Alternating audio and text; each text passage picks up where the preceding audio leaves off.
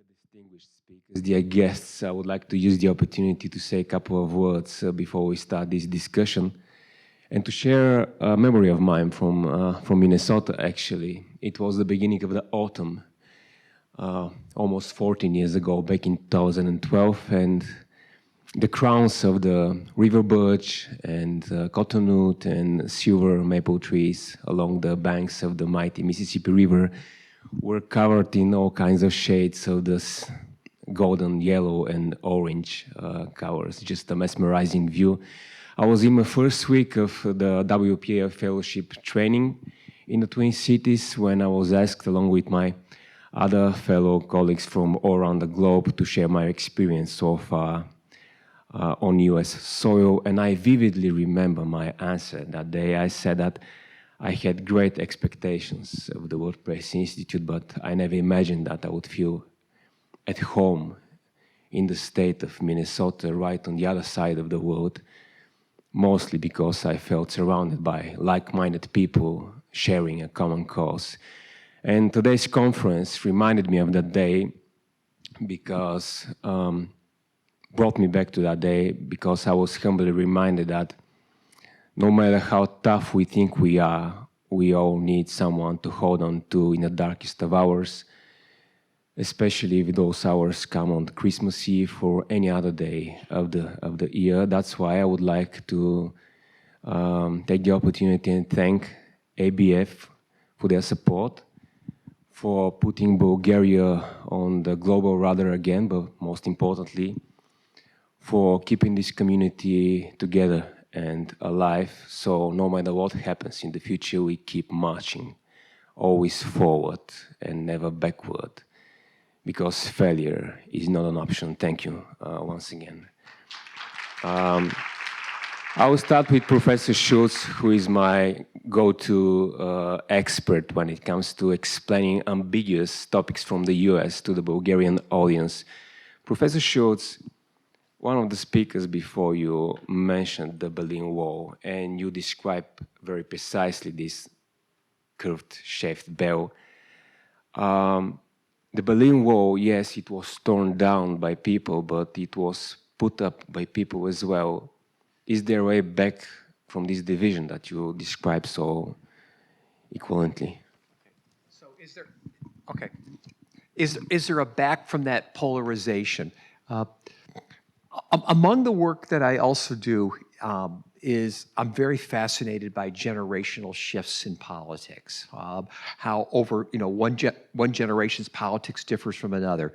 There's some evidence, not as strong as it used to be, but some evidence that in the United States at least, that over the next, let's say 10 years or so, we're going to see some reduction in that polarization. That if you look at the generations that are coming up, what we would call the millennials, who are up to about age 35-ish or so at this point, the Gen Zs, who are basically my college students, across the board, there's a lot more coherence and a lot more agreement on some basic issues of politics than we've seen in previous generations, and they tend to sort of move a little bit further to the left. So to me, the question becomes, in the United States, does that new political center become centered more around, and I'm going to use Minneapolis as an example here, does the center become more Minneapolis, which is more further to the left, or does it become more, let's say, Edina, which is a little bit more centrist left? But what's interesting, and so that's what we don't know, but there's one exception. One exception, when we look across the board in the United States in terms of where the new generations are moving, most of them are becoming, again, a little bit more center-left, with one big exception. That one exception is white males without college degrees. Their political views, the way I described it, and one of my authors described it in one of the chapters, is that their ideology is just like their grandfather. They've not shifted at all. But there's a lot of evidence towards more centrism. But of course, we've got what? The economic polarization, we got the racial polarization. All this is what's playing out, I think, in the stories that we've been talking about here too. I just want to make one other comment here, then I want to pass it off here, is that For both what you were talking about, especially John, what you're talking about here, I also teach in the Twin Cities, and I can validate everything that he said all about when he was covering people about how fearful they were. I had students who just never showed up because they were afraid to leave. I had to go back to almost pandemic era teaching where I had to do a Zoom options again because my students were just afraid to walk out. So I just wanted to validate what you were seeing as a journalist. I was seeing that as an educator in terms of it. Paulina, I know that you have a very scientific approach to that topic, but post-objectivity landscape, is this a scary place to be? What's your take on that? Is it the what place? Scary. Well, we did agree that we are not fully to make anything that is 100 objective, right? So, scary or not, here we are. There was just like a recent study for the Northern European journalist students, and it revealed that from Finnish journalism students, more of them were left-leaning, and here when I say left-leaning, not like central left, but like left and left-leaning, that the people in Finland in average. So that is something that could be a problem. There has been a discussion about how left-leaning the Finnish mainstream media journalists are. In my experience, they are, but it doesn't matter as long as you can try to keep your personal feelings away from what you report. And that also it needs to be, you need good guidance, especially with a new journalist. You need like steady frames, and you need to have an editor that can see if there's something that is actually pushing through that shouldn't be there. So it's a team sport, so I hope that would help. John, you showed in your presentation an altered picture of Nikima, who I happen to know personally. I met her back in 2016 doing a documentary for BTV about Fiuandu Castil's murder at that time. Grabbing a whistle from the local coffee shop may do the work when interacting and projecting information and giving information to your neighbors. But do we have the right tools to fight that propaganda? Because we were covering what is happening in the Twin Cities on BTV every other day. What do you think? Do we have the right tools to fight that? So, I think in the United States, within journalism organizations, it's been skewed towards official truth, right? Rather than actually what's happening on the ground. Because to a certain degree in Minnesota, relatively good government state, we trusted in general what the police department is saying, or we trusted what the federal government is saying to a certain degree. Not to say that journalism organizations weren't skeptical of these things, they totally have been, but it was just not taken with a grain of salt. So I think focusing our reporting on the community and what the actual experiences on the ground were is how we establish that fact on the ground, that this doesn't just happen to Alejandra, it happened to this person and this person and this person, and actually data backs it up, the data that we can get or the court documents that we can get. So we don't just like take, this random neighbor on 39th Street's, experiences verbatim. We don't just accept it. We validate it in other ways because we're journalists and that's what we do. And just to answer Paulina's question really quickly too, I think journalism it's not, people want to make it about right or left. Both the far right and the far left want to disparage us as, water carriers for, whoever their villains are. But journalism, I think now is about our relationship to power. Who are we representing? Are we representing, the interests and the experiences of the people who are out of power, or do we represent what we've traditionally done with the interests of the people who are in power? The floor is open for questions from the audience, please. Go ahead.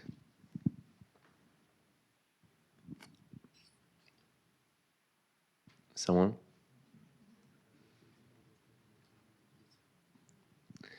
All right, let's just continue. Yes. Do we have one? Hi, thank you guys all for your inputs today. I have a question directed to John. I'm also an American journalist, but reporting here in Bulgaria. And I wanted to ask if you had any perception about what the impact, if there was any impact at all, of foreign journalists in Minnesota, in Minneapolis specifically, during these ICE raids, and if they were impactful, if they were helpful, if they were more at risk, and you were like, no, don't, we got this. Yeah, what were foreign journalists doing? So back in Philando Castile, when he was killed, he's another black man killed by police in the Twin Cities. We had tons of international journalists troop in. Justine Damon Ruszczak, Australian citizen who was killed by Minneapolis police, had tons of Australian international journalists come in. Same story with George Floyd and same story here. And what I saw that impressed me early on with the surge that happened in Minneapolis was that that the media was perceived differently than it was during George Floyd. During George Floyd, we were seen by many people out in the streets as, you know, that we were corrupt and we weren't doing justice to the experience of George Floyd.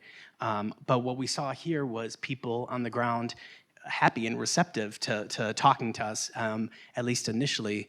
That changed to a certain degree when the national and international media came in, because we all know they have deadlines. They got to talk to someone.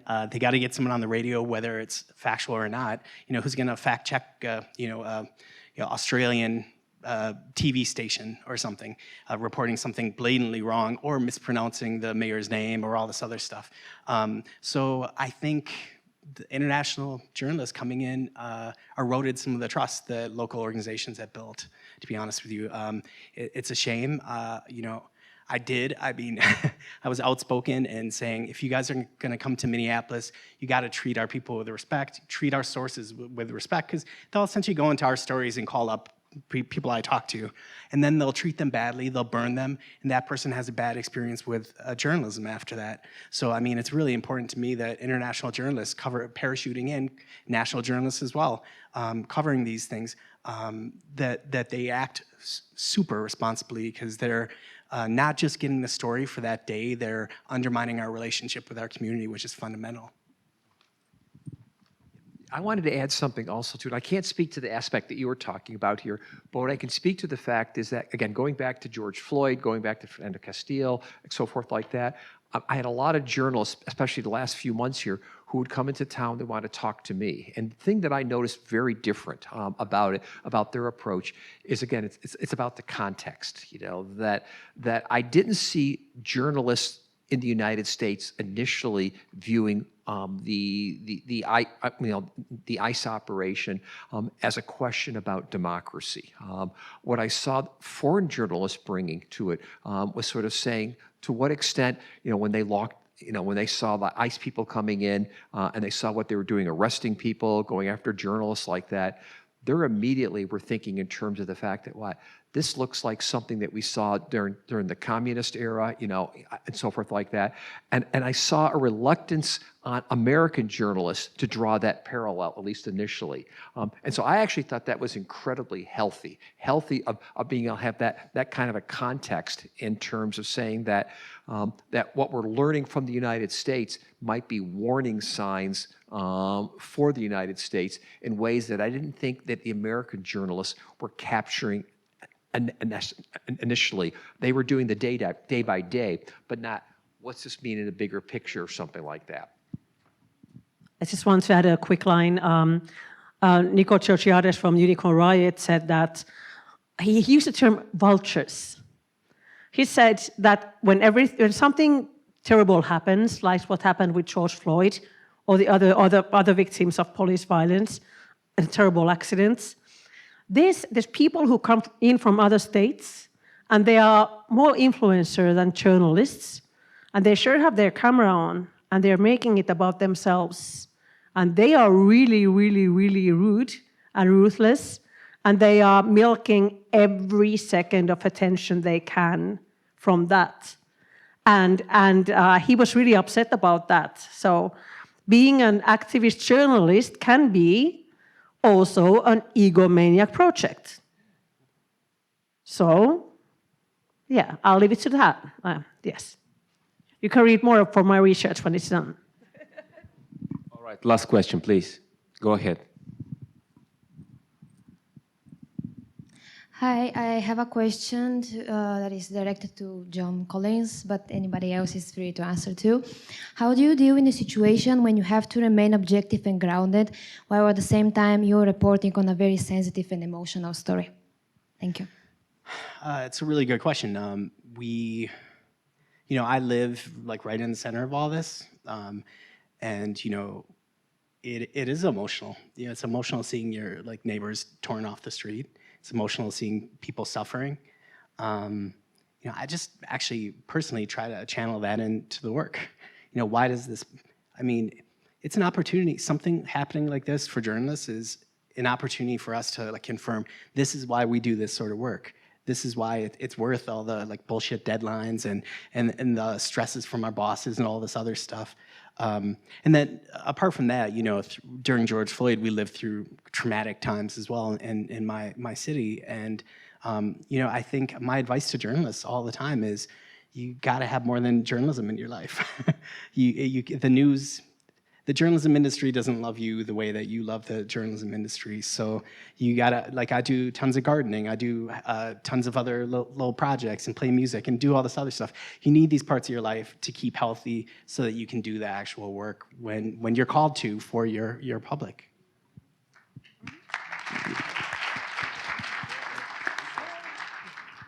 The garden is just beautiful, so I know that he is not only working.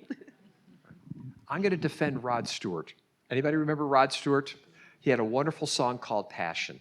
And the reason why I say that, I think in almost any profession, I'll even speak it for mine, I'm supposed to be an objective political scientist. There's a balancing between, I think, passion for why you're doing your job as a journalist, why I'm a political scientist, because you care intensely about certain things. But at the same time, how to figure out how to be passionate, I'm going to call it passionately objective. And I don't know how you strike that balance in a way, but that's what you have to do. I mean, to say that, again, I don't live in your neighborhood, but I also, during some of these events, like I said, I saw, not far from the neighborhood where I grew up, I had, during the George Floyd events, I had the National Guard putting their troops on my street, to basically prepare to go out. If you're not affected by it, there's something wrong with you. At the end of the day, it has to affect what you do. But again, I wish I had a formula of how you take that emotion and that affect and figure out a way of bracketing it with something we call objectivity. But I think that's the job that we're supposed to be doing. Thank you for your passion, Ms. Beckes. Thank you. It's always a pleasure having you. Hope to see you next year as well. Now we go on lunch break. Yeah, lunch until 1:15, and we'll be back with Robert Guest from The Economist. See you soon.